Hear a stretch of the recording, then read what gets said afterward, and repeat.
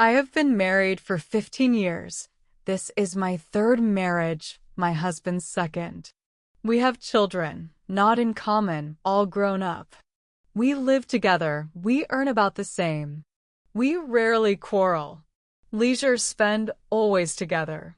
On trifles do not dwell and go on. Everything is already familiar in our lives. Breakfast on weekdays, usually cooked by my husband. And he likes it. Before I leave the house in the morning to work, ready breakfast is usually waiting for me on the table to cool down to a comfortable temperature. We had a fight over nothing, it happens. Once in the morning, I did not have time to go to work, and there was no time to eat. You could take a hot omelet with you, but it's only from the frying pan. Very hot. It's not even right to put it in a container. No time to eat at home. I started to think maybe I should wrap it in foil. My husband seemed to want to help because it's his fault. He started making breakfast a little later. Husband jumped up to the omelet, started shaking it into the plate. But the evil omelet stuck to it, and the husband said that it didn't turn out at all. Maybe he should give it to the cats. And threw the food down the sink. I'm standing there like an idiot with the container in my hands. I'm making a big deal out of this omelet. I yelled that he should be treated by a psychiatrist, that he's a sadist, that I wish he'd learn once what hunger pain is. And I ran off to work, slamming the door. So much hysteria that morning. I was very resentful that my husband had taken my breakfast from under my nose and that he had left me hungry, knowing that this was a guaranteed attack for me. I calmed down and texted him on the way. I started rebuking him for something. I text him that I've calmed down, but I'm just in shock. Who's there for me? I have an ulcer and no bile. I can't stand hunger. My stomach hurts at once.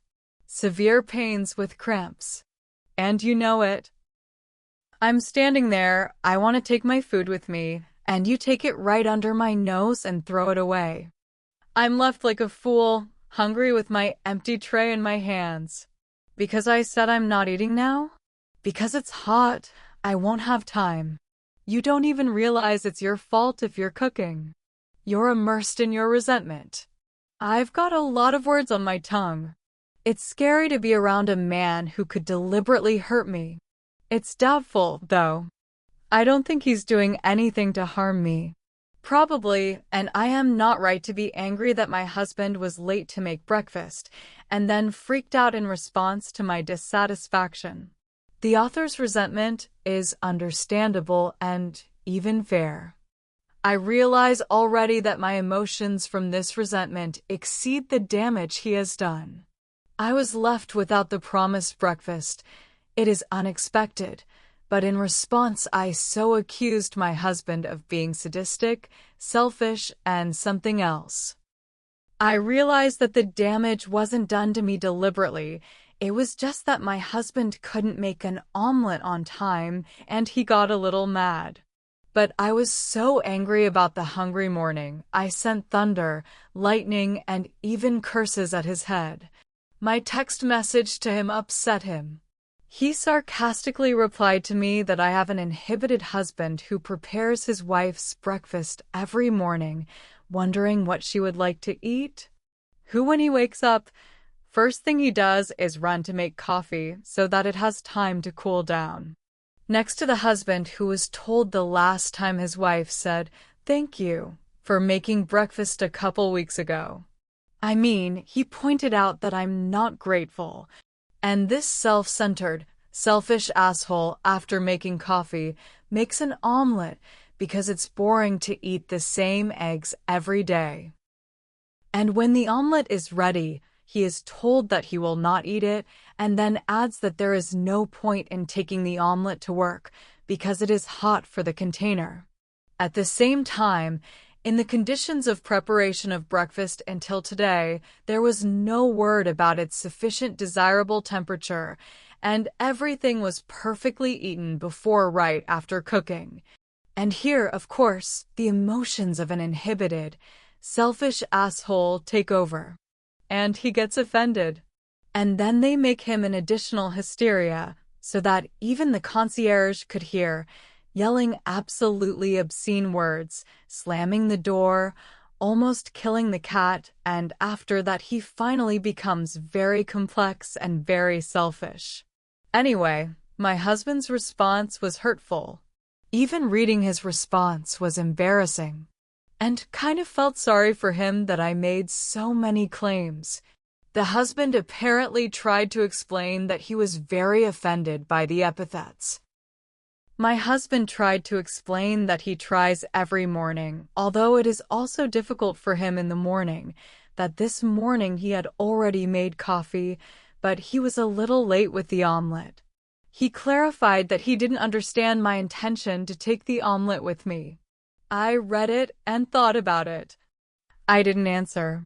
And thank you, I always say if my husband is still at home, but he sometimes goes out earlier and never complain about the monotony of dishes. It is solely his desire to portray something in the morning. And the agreement on breakfast at a certain time was, and nothing obscene to him was not said from my side. When in arguments, my husband starts denying long-standing arrangements or rehashing events, I have long since stopped any discussion. These conflicts of ours over agreements are not the first time. But besides our conflicts, we have other things to do. In the evening of the same day, we went to the doctor's office with the cat. My husband offered to socialize, to discuss the conflict on the way. I refused. In my head, I was thinking about the cat. The next morning, I made my own breakfast. My husband offered to drive me to work with a heavy bag. I refused again and took a cab. I decided to be quiet. The evening after work was spent in silence.